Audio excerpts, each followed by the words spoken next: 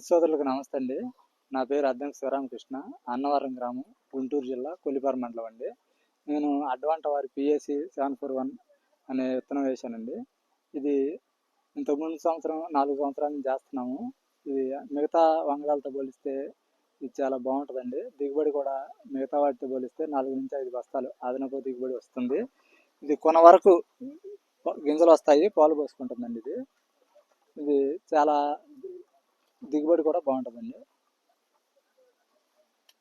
ఇది హైట్ తక్కువలో కండి వస్తుందండి. చివరి వరకు గింజలు పాలు పోసుకుంటాయి. బెండు సన్నగా ఉంటుందండి. ఈ గింజ కూడా బద్ద గింజ వస్తుంది. నారింజ రంగు కలర్లో ఉంటాయండి గింజలు.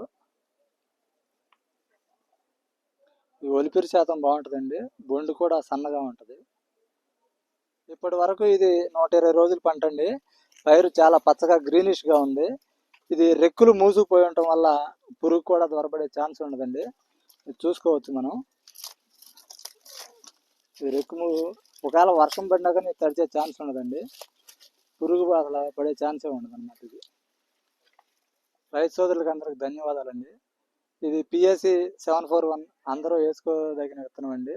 ఇది అందరూ వేసుకుంటే అధిక లాభాలు పొందడానికి అవకాశాలు ఉన్నాయి.